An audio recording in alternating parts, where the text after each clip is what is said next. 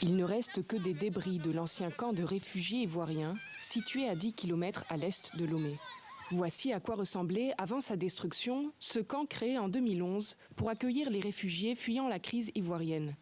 Le 14 octobre, il a été démantelé par les forces de l'ordre togolaises après plusieurs ultimatums. Des vidéos avaient alors circulé sur les réseaux sociaux. La presse avait été empêchée de filmer l'événement.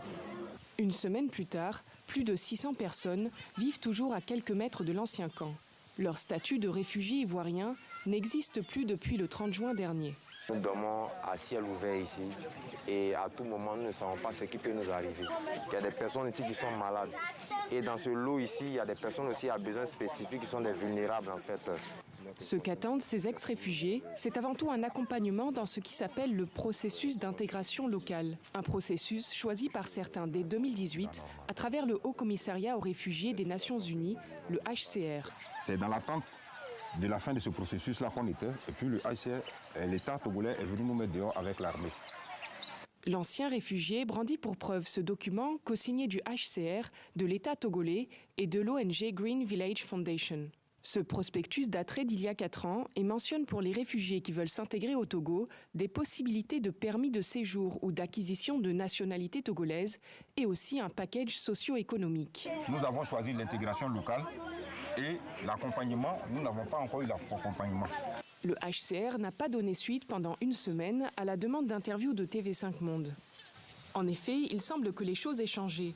Le package socio-économique ou la nationalité, par exemple, ne serait pas à l'ordre du jour. Ce sont plutôt des passeports ivoiriens qui sont remis gratuitement à ceux qui souhaitent rester au Togo. Le 17 juin dernier, une cérémonie au camp, en présence des autorités ivoiriennes, avait permis la délivrance de 189 passeports permettant de circuler et résider dans la CEDEAO. Ce même jour, la représentante du HCR au Togo s'était aussi engagée à l'octroi de cartes de séjour privilégiées.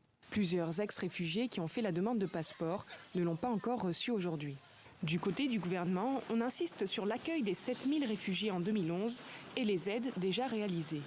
Le gouvernement s'est engagé à les accompagner pour s'établir durablement et les a accompagnés aussi dans une formation professionnelle ou même dans le démarrage d'une activité génératrice de revenus.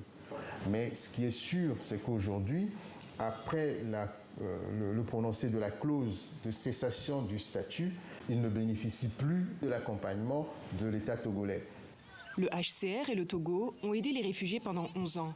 Mais aujourd'hui, les Ivoiriens qui ont fait le choix de l'intégration locale et vivent près du camp ou ailleurs au Togo attendent une clarification de leur situation.